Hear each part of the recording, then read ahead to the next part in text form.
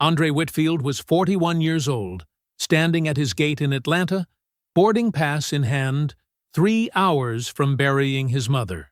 He was the steady one, the husband who confirmed every reservation twice, who'd built the financial systems his wife's entire business ran on, who never once complained about being the reliable background to her spotlight. His phone rang. His wife, Patrice. He assumed she was calling to wish him a safe flight. She wasn't. In a voice flat with certainty, she told him she'd called the airline 20 minutes earlier and canceled his ticket herself, using the very account access he'd given her. He needed to learn his priorities, she said. And this was how she was teaching him. Andre stood frozen as the boarding line moved past him, his mother's funeral now starting without him, his wife's words settling into something colder than grief. She had no idea what she'd just canceled along with that flight, and she wouldn't find out for months. Before we jump into the story, comment where in the world you are watching from and subscribe, because tomorrow's story is one you need to hear. The boarding line moved slow and steady, the way Andre liked things to move. He stood third from the front, rolling bag at his side, laptop bag strapped across his chest, boarding pass pulled up on his phone. Gate B14 at Hartsfield-Jackson smelled like old coffee and recycled air. The gate agent's voice crackled through the overhead speaker, calling out the last boarding group. Andre had already been called. He was just waiting on the 2 people ahead of him to hand over their passes and shuffle through. He typed with his thumb while he waited. Landing in 3 hours. Tell Mama I'm on my way. He hit send and watched the message thread with Yolanda go gray, then blue. She read it fast. She'd been at their mother's bedside in Tuscaloosa for the last 4 days. Andre had been trying to get there since Monday, but work had piled up the way it always did when he couldn't afford it to. He'd cleared everything yesterday, submitted the PTO, handed off his open logistics reports to his deputy, confirmed the car rental on the other end. He confirmed everything twice. Always. That was just who he was. At 41, Andre Whitfield had built his entire life on the quiet satisfaction of systems that worked. His job as a senior operations director was essentially that, building processes that held together under pressure. He was good at it. Very good. And somewhere along the way, that same instinct had bled into everything else. His bills were on autopay. His retirement contributions adjusted themselves every January. He kept a shared calendar with color-coded blocks that told both him and Patrice exactly where the other one was supposed to be at any given hour.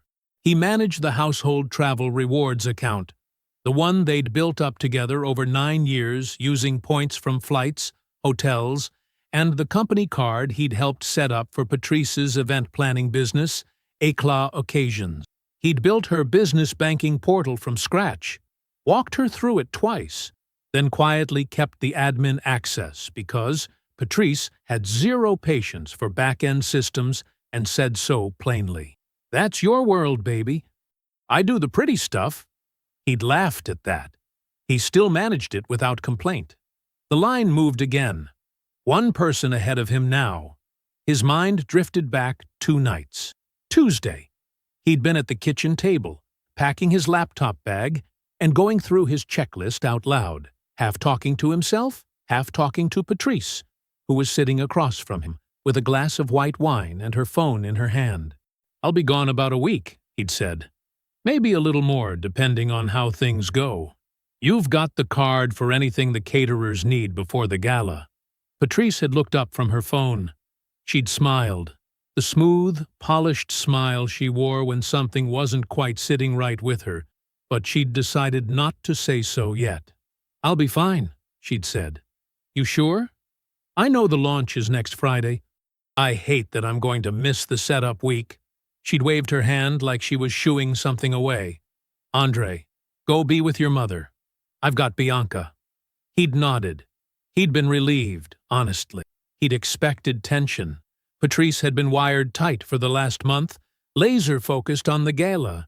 prone to frustration when anything pulled his attention sideways. But she'd seemed calm. Almost too calm, though he hadn't let himself sit with that thought long enough to examine it. He had other things to confirm. He'd gone back to his checklist.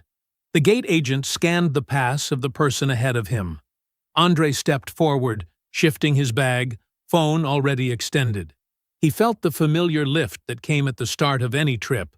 Not excitement exactly, more like the clean click of the final piece of a plan settling into place. He was going to see his mother. He'd sit with her, hold her hand, tell her things he'd been meaning to say. Yolanda would be there. It was going to be all right. His phone buzzed. Incoming call. Patrice. He smiled a little. There she was. He'd figured she'd call before Wheels Up, maybe tell him to text her when he landed, maybe soften whatever had been sitting behind that too calm smile Tuesday night. He stepped half out of line, one finger raised to the gate agent, 1 second, and answered. "Hey, I'm literally about to board." "You're not boarding." Her voice was flat. Not rushed, not upset, just flat. The way someone sounds when they've already made their decision and don't expect an argument. "I called the airline about 20 minutes ago. I used the rewards account." Andre went still. "I canceled your ticket, Andre." A pause, brief and unbothered. "You haven't been checked in. The system already updated." Another pause. "You're not getting on that flight." The line moved past him. One person, then another, then the last few stragglers from the final boarding group, shuffling through the gate with their bags and their earbuds and their quiet, ordinary lives. The gate agent glanced at Andre once, then looked away. The jetway door stayed open, but not for long. Andre didn't move. "Say that again." His voice came out lower than he intended. Steady, but low. "I canceled your ticket." Patrice didn't repeat it like she was sorry. She repeated it like she was clarifying something simple that he'd misunderstood. "I used the rewards account login, the one you gave me access to." "Patrice." He pressed 2 fingers against his forehead. "My mother is dying." "Your mother has been dying for 2 weeks, Andre. And for 2 weeks I have been trying to get you focused on the gala. She's in hospice, and every single conversation we have turns back to Tuscaloosa. Every one. I needed you here. I have a launch in 8 days." She exhaled slowly, like she was explaining something to someone who wasn't quite following. "I'm not trying to hurt you. I'm trying to help you understand where your priorities need to be." Andre pulled up the travel account on his phone with his free hand. His thumb moved fast. Muscle memory. The same login he'd used 100 times. Incorrect password. He tried again. Same result. His jaw tightened. She'd changed it. She'd gone in before she called him, changed the password, and then called him. The sequence of that sat in his chest like something cold and heavy. "You changed the password." It wasn't a question. "I didn't want you to undo it before we had a chance to talk. Before we—" He stopped. Started over. Quieter. "Patrice, I need to get on a plane. Right now. I need to get on that plane. There will be other flights. Not today, there won't."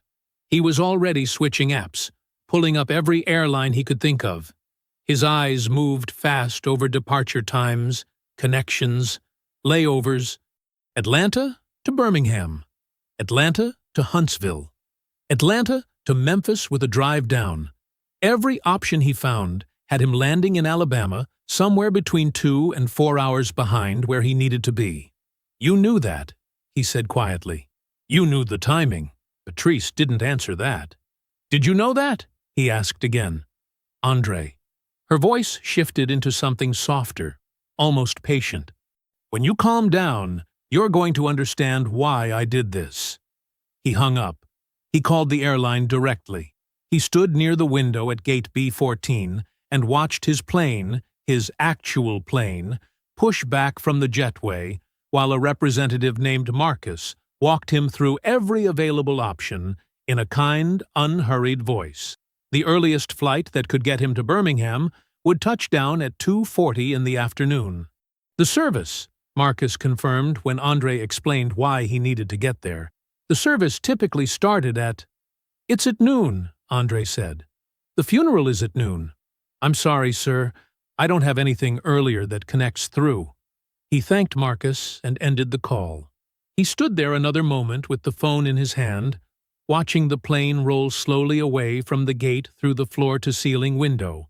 The sky outside was pale blue and enormous, a perfect travel day. The kind of morning where nothing was supposed to go wrong because he had confirmed everything, twice, the way he always did. Except for this. He hadn't confirmed this because he hadn't known to. He called Yolanda. She picked up on the second ring. He could hear it in the background immediately. Low organ music, the careful quiet of people gathering, a door opening and closing somewhere. She was already there. "Hey," she said, "are you landing soon? She's been asking." Andre closed his eyes. "Yo." His voice was careful. He was holding something down with everything he had. "I'm not coming." Silence. "What?" "I'm still in Atlanta. I'm at the gate." He paused. "Patrice canceled my flight." The silence on Yolanda's end stretched out long and strange, the kind that meant she was deciding what to do with what she'd just heard. When she spoke again, her voice was tight, controlled, but barely. "She what?" "I can't get there in time. The next flight doesn't land until after 2. Andre, tell Mama." He stopped, swallowed, started again. "Tell her I tried to get there. Tell her I was packed and ready, and I was standing at the gate." His voice held. He made sure of it. "Tell her I love her. Okay? Just make sure she knows." Yolanda said something quiet on the other end. It might have been yes. It might have been his name. He wasn't sure because the organ music swelled a little in the background, and then her voice broke into pieces he couldn't hold together. "I'll tell her," she finally said. "I'll tell her." He hung up. He walked to the nearest row of seats and sat down in the first open chair. Gray fabric, hard armrest, facing the window where his plane had been. He set his phone face down on his knee. He stared at the empty gate. Outside, the sky was still blue, clear and endless. The jetway stood disconnected, aimed at nothing. He sat there and let the full weight of it land. His mother was going to be buried today, without him there, because his wife had decided that was the lesson he needed to learn. He didn't go home. He sat in that airport chair for another 20 minutes, phone face down on his knee, watching ground crews move equipment across the tarmac in the pale morning light. Then he stood up, picked up his bag, and walked to the rental car counter on the ground level. The woman behind the counter had a bright smile and a name tag that said Deja. She asked him if he was having a good morning. "I need something with good highway miles," he said. "I'm driving to Alabama tonight." She stopped, smiling, just slightly. Something in his face told her not to push the small talk. She typed quietly and handed him a key card for a gray Nissan in spot 4C. He thanked her and walked to the garage. He left Atlanta at 6:47 in the evening. He didn't call Patrice, didn't text her, didn't leave a note on her phone or a message on the shared calendar she rarely checked anyway. He simply got on I-20 West and drove, and the city fell away behind him in the dark like something he was glad to leave.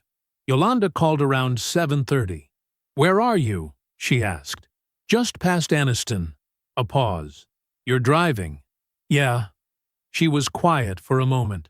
He could hear her moving around, a door closing, the sound dropping to just her voice and the hum of his tires on the road.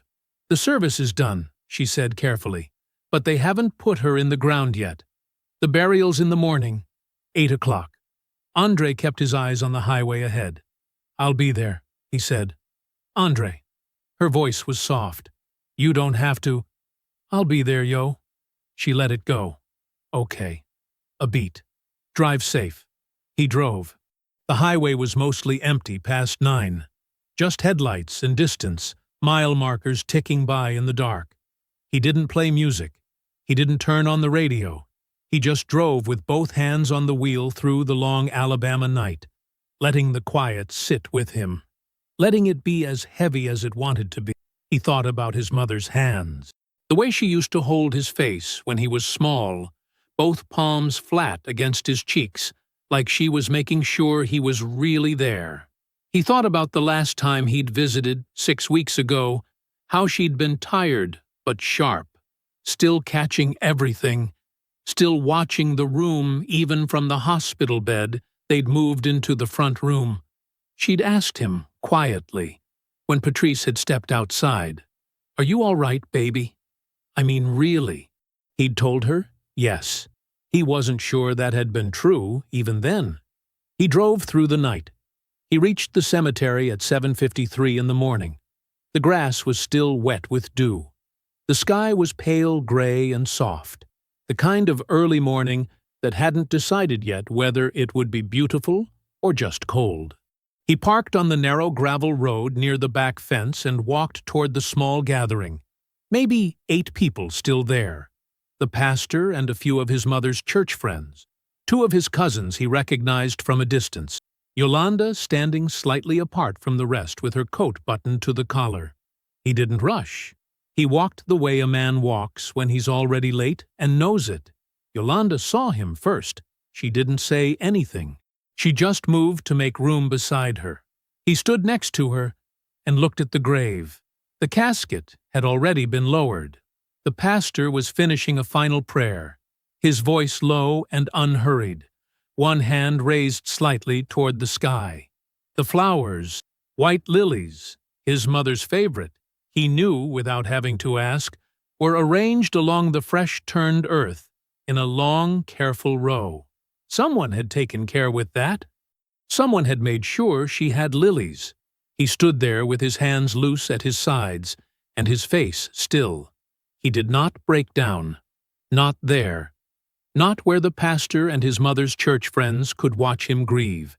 He kept it held tight inside his chest, where it had been living since yesterday morning.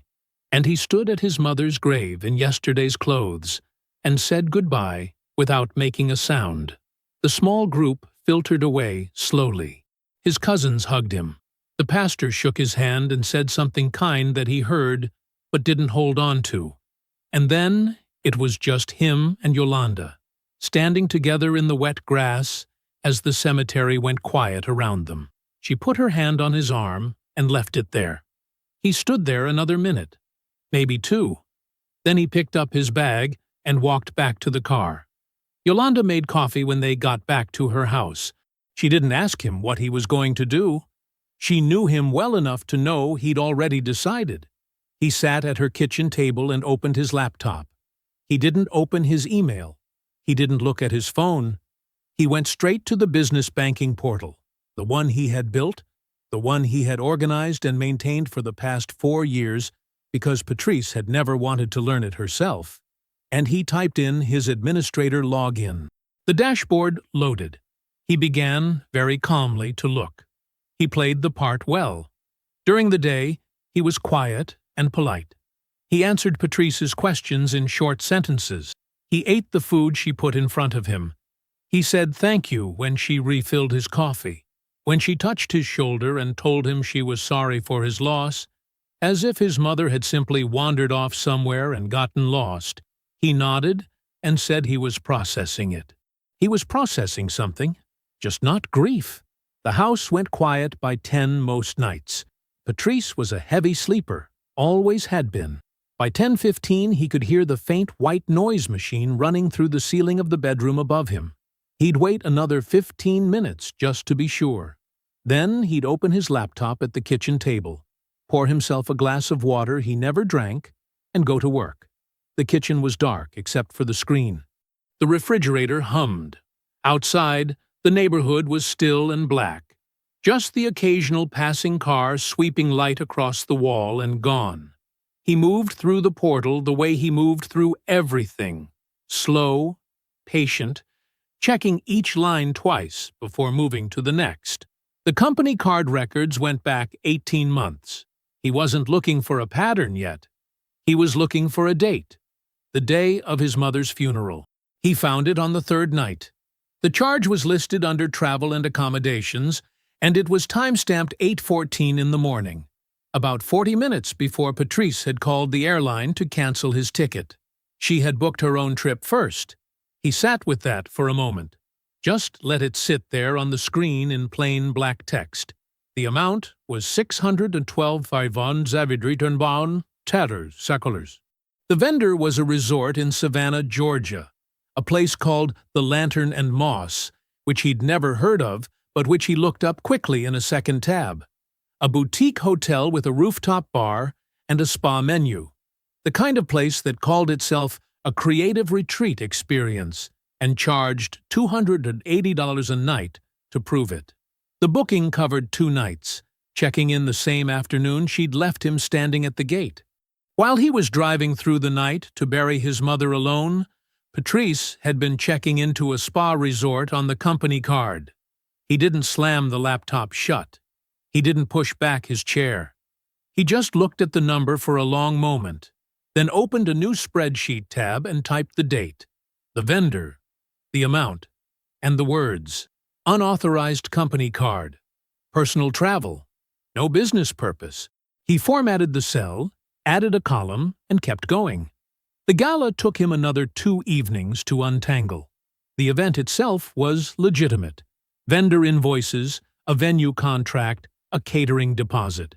That was all normal. What wasn't normal was the payment source on 3 of the larger charges. He recognized the last 4 digits immediately because they were his. The personal credit line he had opened 3 years ago and never touched, meant as an emergency buffer, never discussed with Patrice, and certainly never authorized for use on a client event she had been billing at full rate. $11,400.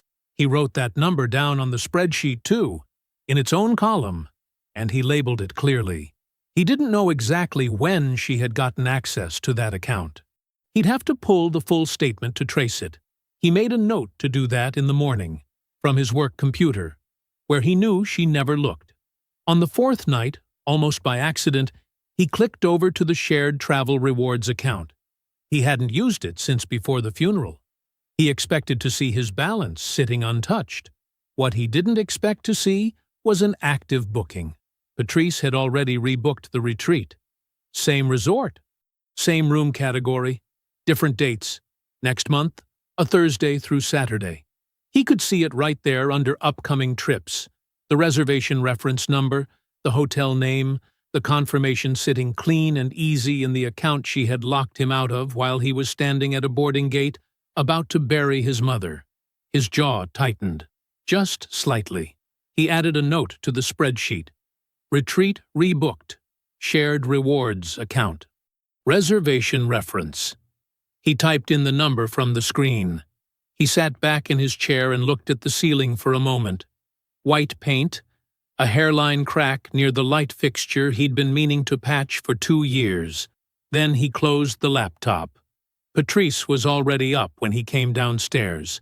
She was standing at the counter in her robe, scrolling her phone with one hand and holding her coffee mug with the other. She looked up briefly when he walked in. "You sleep okay?" she asked. "Fine," he said. She nodded and looked back down at her phone. He poured himself coffee, stood at the counter, and drank half of it. Then he kissed her on the cheek. Light, dry, exactly what she expected, and went to get his car keys. He called Yolanda from the driveway before he even started the engine. "Yo," he said when she picked up. "Tell me about Mama's last few weeks. Anything she said to you.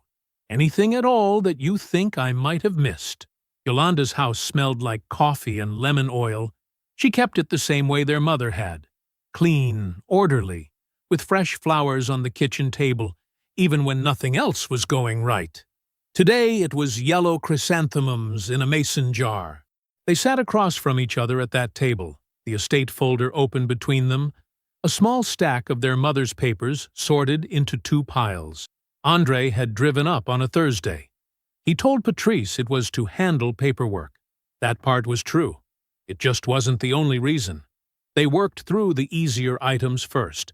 The bank accounts, the utility transfers. A subscription Odessa had paid monthly for 11 years to a magazine she never seemed to read. Yolanda had already handled the death certificates and most of the creditor notifications. She was thorough like that. Always had been. It was after the second cup of coffee that Yolanda set down her pen and looked at him. "There's something I need to tell you," she said. "I've been holding it because I didn't know the right time. But I think the right time is now." Andre looked up. "Mama called me," Yolanda said, "about 6 weeks before she passed. Just me, not you." He waited. Yolanda folded her hands on the table. She said she was worried about Patrice. Not in a vague way. Mama wasn't vague about anything. She said she thought Patrice was planning something involving the house. She paused. She didn't use the word scheming. But that's what she meant. The word landed quietly. Andre kept his face still. "She never told me," he said. "She didn't want to upset you while she was still sick. You know how she was.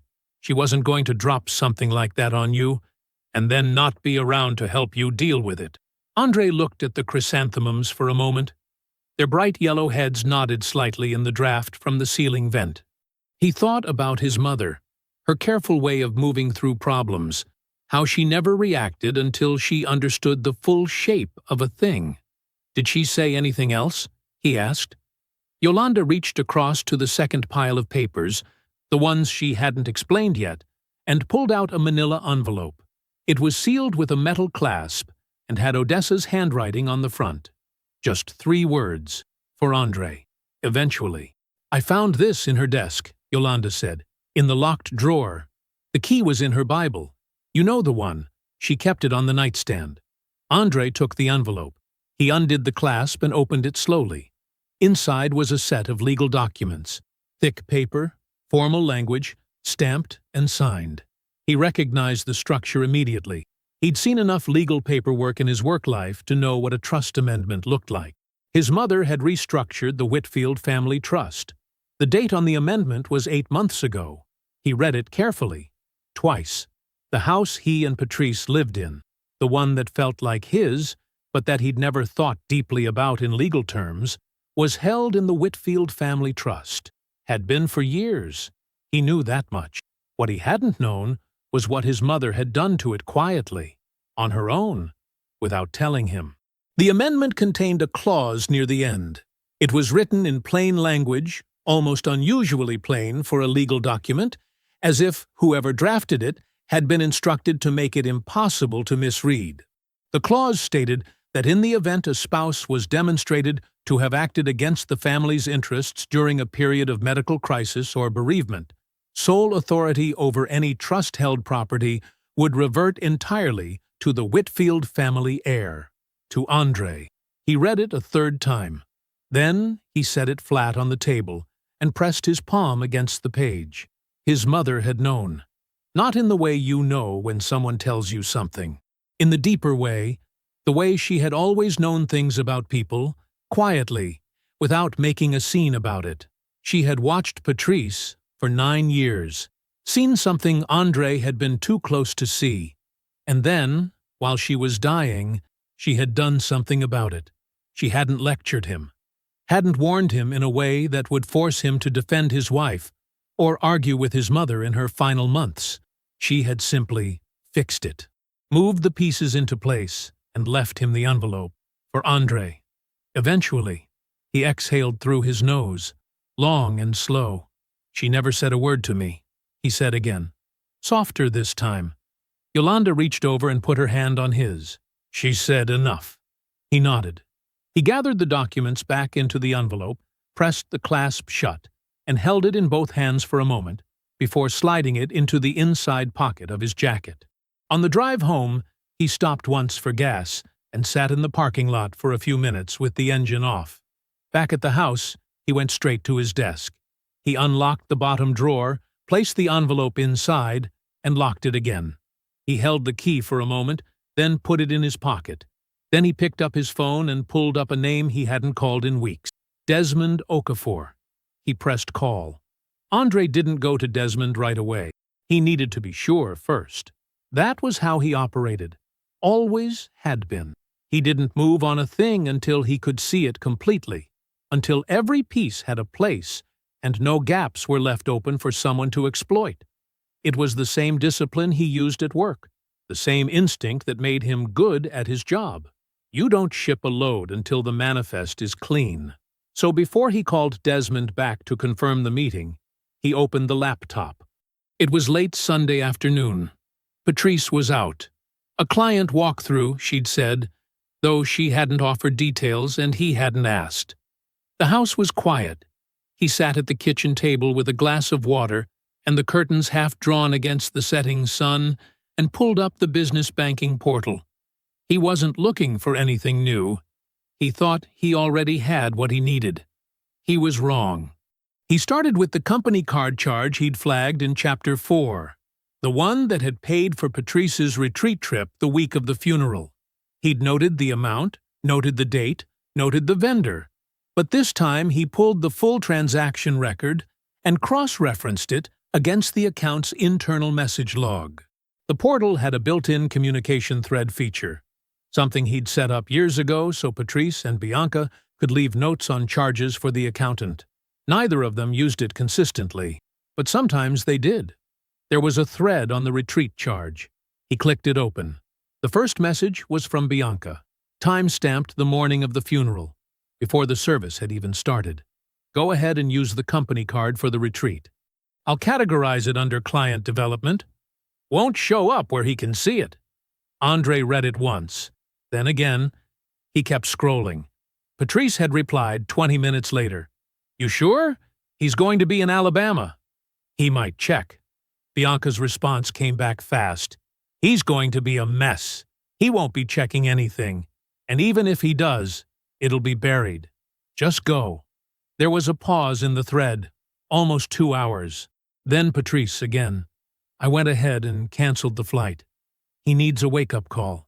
He's been impossible since she got sick. Andre's jaw tightened. He didn't move for a moment. He just sat there with the screen in front of him, reading that sentence 3 times. He's been impossible since she got sick. His mother had been dying. He had been driving her to appointments, handling her insurance paperwork, coordinating with her doctors across state lines while working full-time, and maintaining every financial account his wife depended on. That was what impossible looked like to Patrice. Bianca's reply to that message was short. Good. He needs to understand who his priority is. This will fix it. He kept reading. There were a few more messages, logistics about the retreat, a note about a client dinner Bianca had scheduled, but the core of it was right there in that thread, plain and documented. Bianca hadn't stumbled into this after the fact. She hadn't heard about the flight cancellation and failed to stop it. She had helped build it. She had given Patrice the cover to charge the trip without leaving a trace on the joint account, and she had told her to do it. For her own reasons, Andre realized. If Patrice's attention was back on the business, the gala went smoothly. The partnership stayed intact. Bianca's investment in the company stayed protected. Andre's grief was just a scheduling inconvenience to both of them. He took screenshots. Every message. Every timestamp. He saved them into a folder he'd already started on the secure drive he used for work documents, a folder he'd labeled simply with the date his mother had been buried. Inside it, he had already placed scanned copies of the trust amendment, photos of the personal credit line charges he hadn't authorized, and the original transaction records for the retreat charge. Now he added the message thread. He went back through everything once, slowly. The credit line misuse. The company card used to hide Patrice's travel. The message thread showing Bianca had coordinated it and given Patrice permission.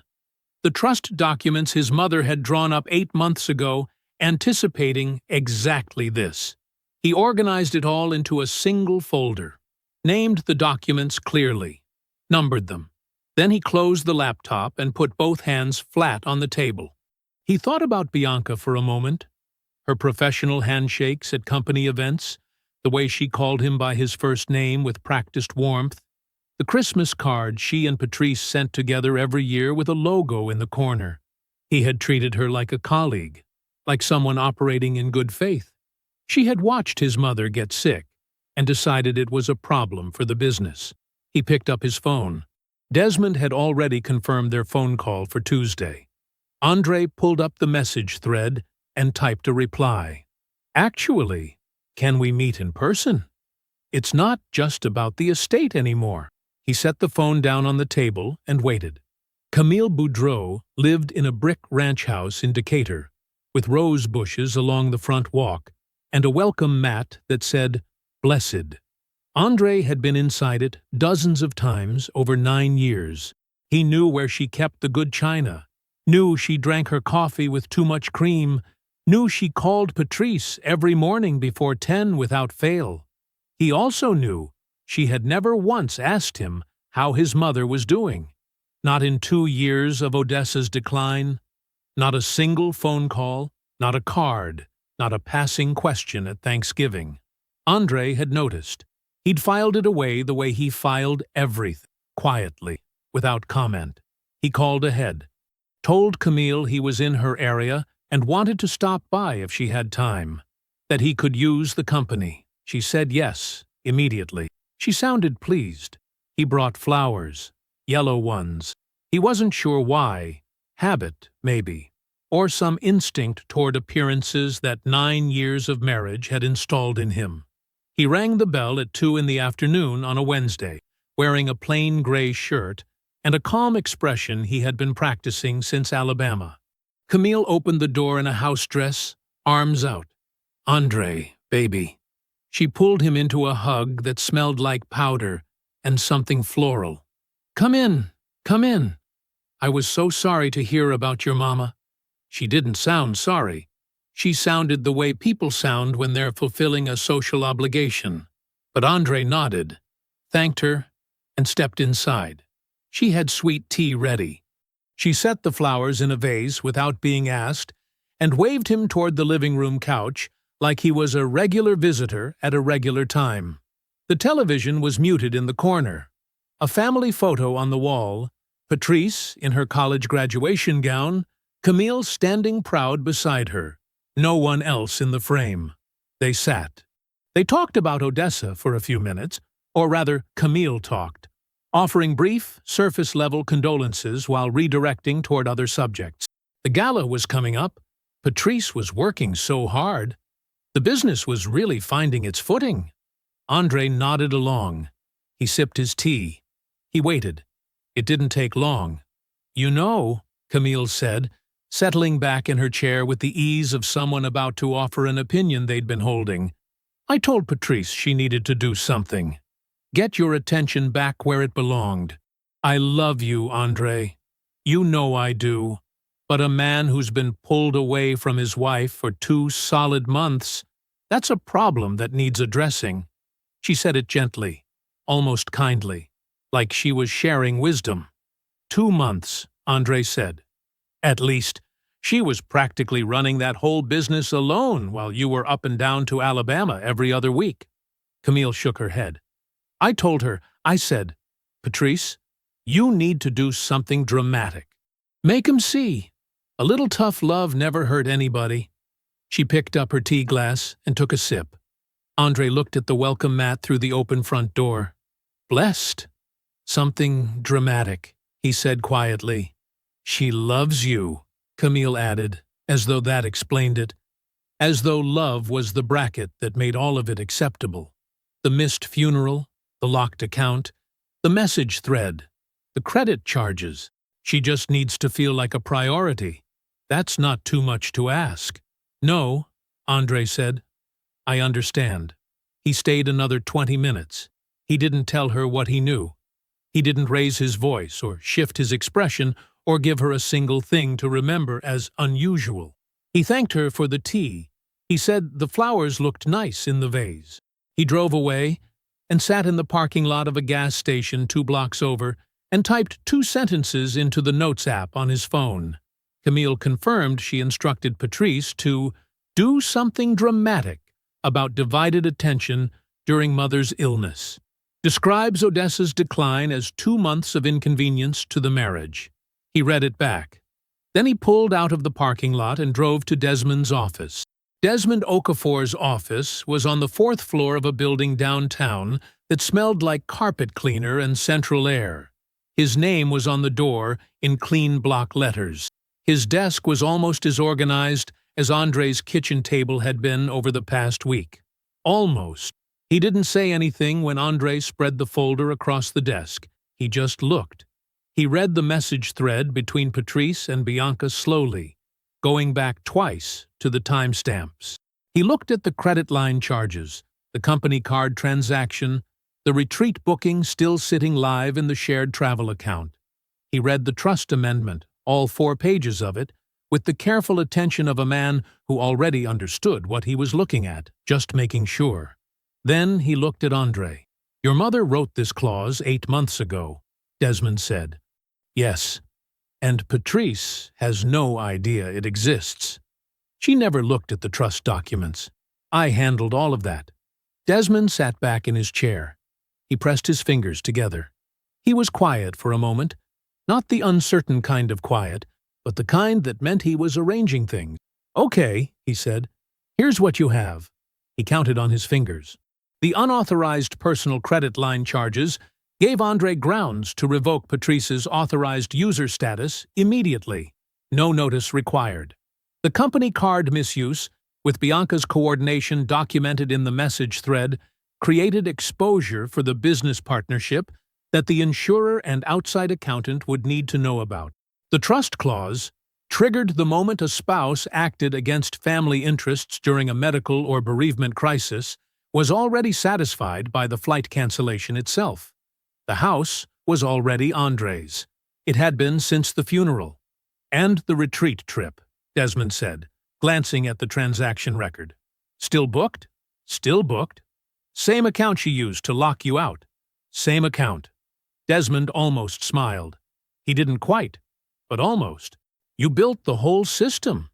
"I did." "Then you know how to dismantle it." Andre nodded once.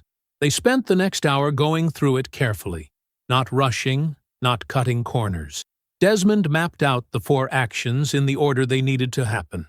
First, the authorized user revocation on the business credit line. Second, the retreat cancellation through the travel rewards account. Third, the spousal health coverage termination, timed to coincide with the divorce filing. Fourth, the formal triggering of the trust clause on the house, filed with documentation attached. All 4 on the same morning. "You want them to land at the same time?" Desmond asked. "I want her to understand they're not accidents," Andre said. Desmond wrote the last item on his legal pad and capped his pen. "Give me until the end of the week to get the paperwork ready," he said. "Then we pick the date." Andre closed the folder. He slid it back across the desk toward Desmond and stood. "I want to do it in person," he said. "I want her to hear it from me." "I'll be there." Andre picked up his keys. He thought for a moment about how to phrase the next part, how to frame it in a way that sounded ordinary, logistical, the kind of thing a man says when he's keeping things calm while he figures out next steps. Then he took out his phone, opened his messages to Patrice, and typed the words he'd been composing in the back of his mind since the gas station parking lot in Decatur. "Can we set aside some time next Saturday? I want to sit down and talk about moving forward. Just us and some people I trust." He hit send. He walked to the elevator and pressed the button for the lobby. His phone buzzed in his pocket before he reached the ground floor. Patrice's reply came back in under a minute. "Of course. I think that's a great idea. It's time." The elevator opened. Andre stepped out into the lobby, past the front desk, through the glass doors, and out into the afternoon sun. He didn't reply. The house was clean. That was the first thing Patrice noticed when she came downstairs Saturday morning.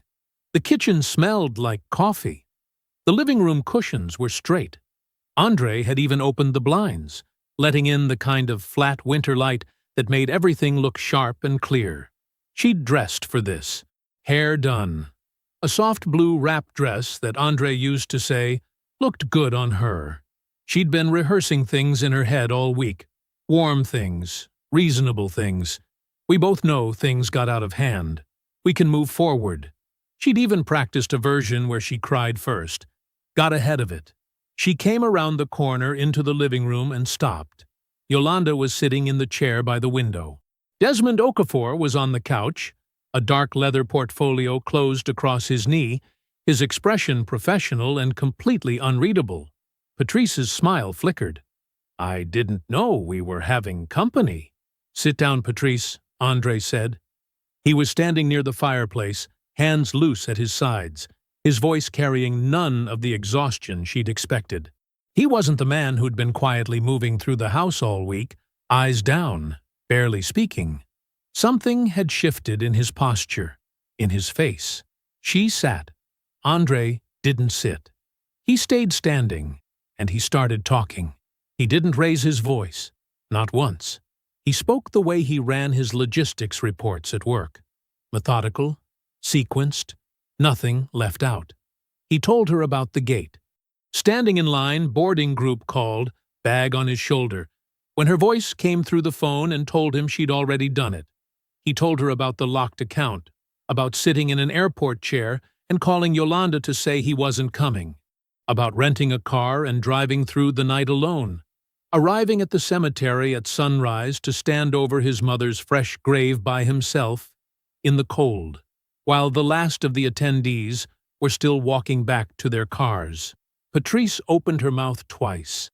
Both times he kept going. He told her about the company card charge, the retreat she'd booked for herself on the same day he missed the funeral, covered by the business account so it wouldn't land anywhere he monitored. He told her about his personal credit line, pulled without his authorization to fund the gala she'd said he wasn't supporting. He set a printed page on the coffee table. That's the charge date, the amount, and the account it came from, he said. Your signature is on the approval request. Patrice looked at the paper like it might move on its own. Then he told her about Bianca. He read 2 lines from the message thread out loud. Bianca's words, time-stamped the morning of the funeral. He needs a wake-up call. We'll charge the trip to the business account. It won't show on the joint. He set that page down next to the first one. Patrice's jaw tightened. That is completely out of context. And your mother, Andre said, told me herself. Wednesday afternoon. Her living room. Sweet tea. He paused for one beat. She said she told you to do something dramatic. That my mother's decline was 2 months of inconvenience to the marriage. The room went quiet. Yolanda was watching Patrice the way a person watches something they've been waiting a long time to see. Andre reached into the folder on the mantel and set one more document on the table. The trust amendment, 4 pages, notarized, dated 8 months ago. My mother knew, he said simply. She restructured the family trust before she died. If a spouse acted against the family's interests during a medical or bereavement crisis, sole authority over this property transfers to me. That clause triggered the day you canceled my flight. He looked at her steadily. You've been living in my house since then. Patrice stood up. Andre, I'm not finished. She sat back down. You canceled my flight, he said, to teach me priorities. He let that sit for exactly 1 second. So I canceled yours. He told her what had already happened that morning, before she'd come downstairs. Her authorized user status on the business credit line had been revoked at 9 a.m. The retreat trip, still sitting in the shared travel rewards account she'd once changed the password on, had been canceled using his administrator access at 9:15. Her spousal health coverage was set to terminate concurrent with the divorce filing Desmond had prepared and would file Monday morning. And the house was already handled. Had been for weeks. Patrice's face moved through 3 different expressions in about 10 seconds. Her eyes filled first. Andre, please, you don't have to do this. We can talk. We are talking. I made a mistake, okay? Her voice cracked on cue, practiced and sharp at the same time. I panicked. I was scared you were pulling away, and I made a terrible decision. That doesn't mean you throw away 9 years. You made the decision, he said. You also made a second one to change the password, and a third one to charge the retreat the same day. Those aren't panic. Those are plans. She tried anger next. Her voice went flat and hard. You want to blow up this whole marriage because your mother died? You're grieving and making permanent decisions. I'm not grieving right now, Andre said. Right now, I'm being exact. He nodded once toward Desmond. Desmond opened the portfolio, removed the filing papers, and stood up. He crossed the room quietly and set them on the coffee table in front of Patrice, next to the printed charge records and the trust amendment and the message thread. Andre picked up his keys from the mantel. The rest of it is already in motion elsewhere, he said. Desmond will explain the timeline. The event planning office was on the 3rd floor of a glass building off Peachtree, the kind of place that looked expensive from the outside, but was mostly held together by good lighting and a strong Wi-Fi signal. Andre had been here a dozen times, helped Patrice pick out the desk chairs, set up the billing software himself. He took the elevator up alone. Bianca was already inside when he pushed through the frosted glass door. She was standing behind the reception counter with a coffee mug and a careful smile, the kind she used on clients she wasn't sure about yet. Andre? Her voice was steady, but her eyes moved to the folder under his arm. I heard about the meeting yesterday. I think there's probably a lot of… Sit down, Bianca. The smile held for one more second. Then it didn't. She sat at the small table by the window. Andre sat across from her and opened the folder without ceremony. He slid the first printed page across the table and let her read it. She looked at it the way Patrice had looked at hers, like she was hoping the words might rearrange themselves into something less clear. They didn't. That's your message, Andre said. Time-stamped 7:43 in the morning. The same morning my mother was being buried in Alabama. He tapped the line he'd read aloud the day before. He needs a wake-up call. We'll charge the trip to the business account. It won't show on the joint. That's your suggestion. Your words. Bianca set the page down. Andre, I was trying to support my business partner. Whatever Patrice decided to do, you didn't just support her. You arranged the cover. He slid the second page across. The company card statement, the charge date, the retreat booking. You put her trip on the business account yourself so I wouldn't see it. That's not moral support. That's fraud. The word landed hard. Bianca's chin came up slightly. That's a strong word. It's the correct one. He pulled the folder back. I spoke with the business insurer this morning. I have a call scheduled Monday with the outside accountant, the one whose name is also on this account, not yours. You're being named formally in the fraud claim alongside Patrice. He paused. That claim goes to your client base too, since several of them are shared contacts on your business registration. Bianca's composure cracked, just slightly, at the edges.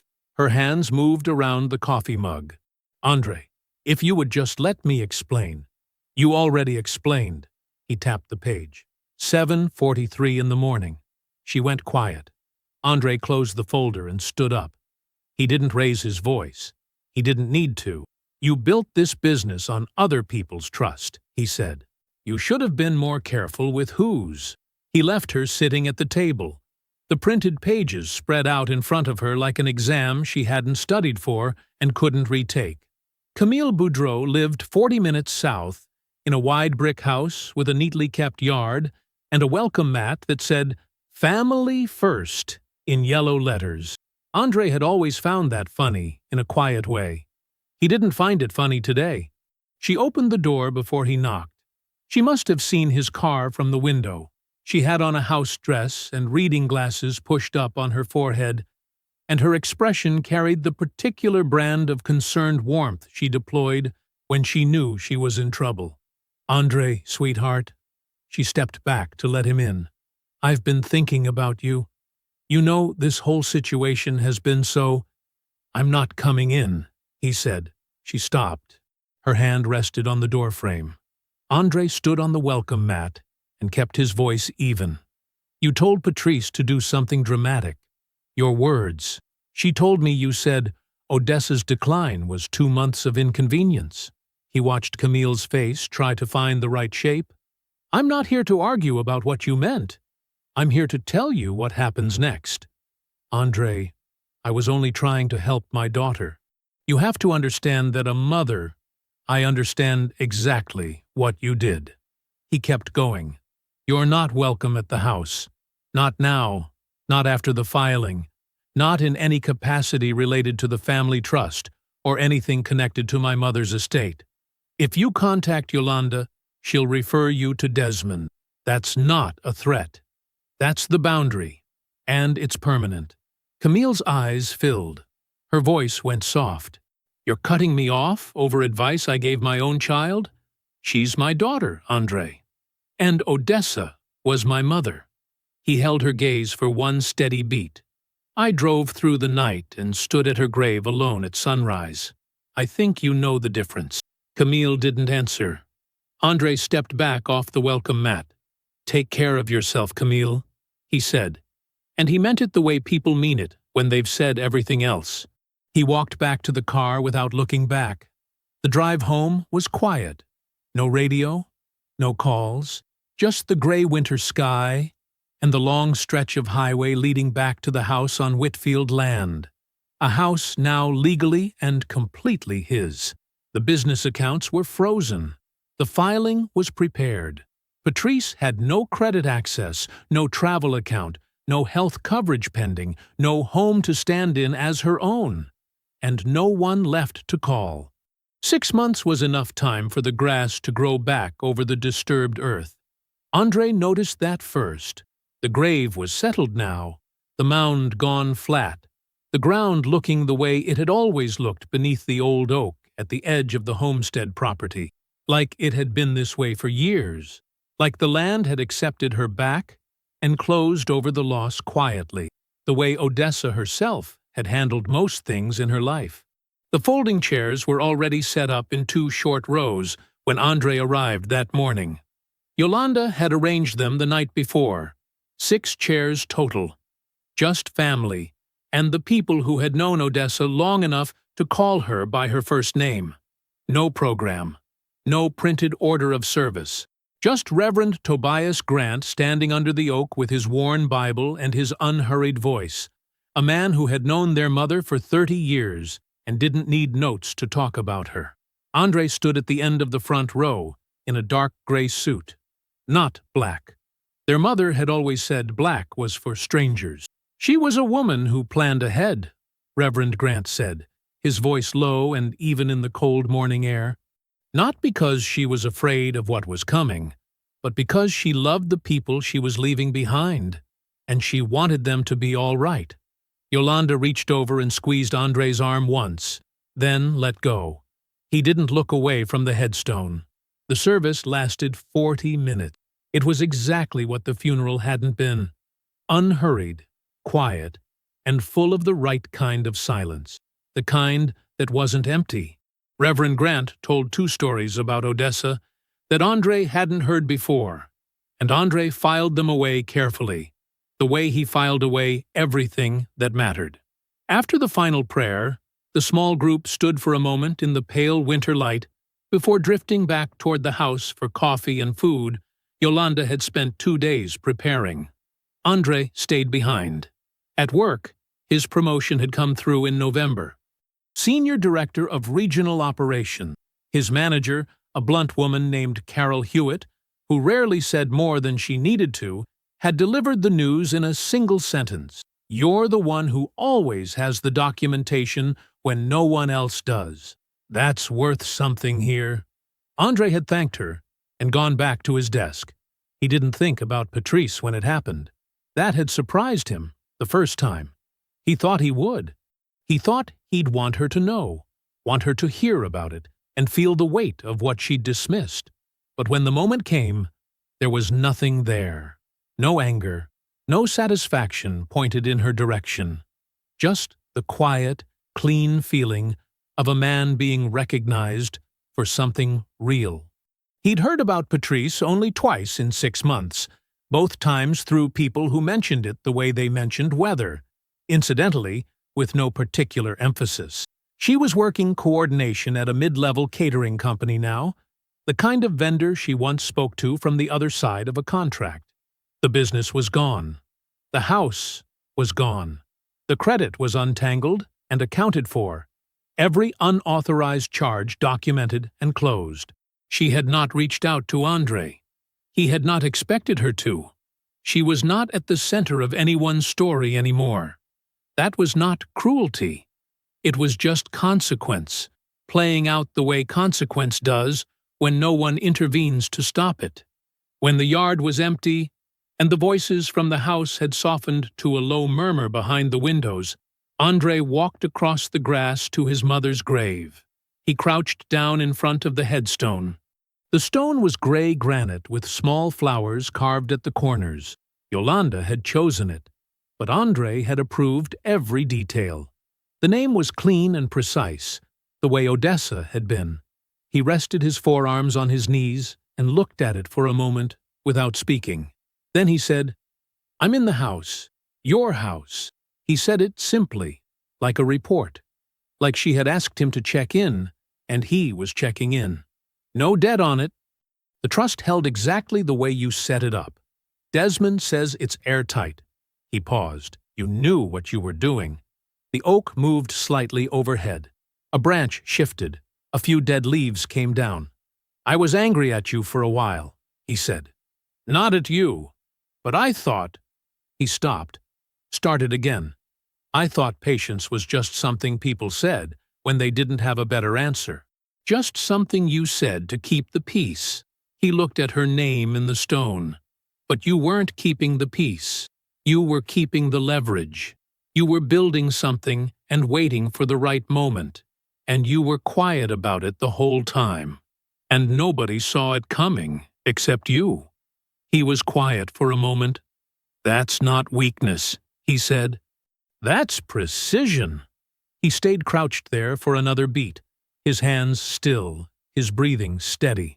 Then he stood, brushed the grass from his knees, and turned back toward the car. He walked the same way he did everything, without rushing, without looking back, already thinking about what came next.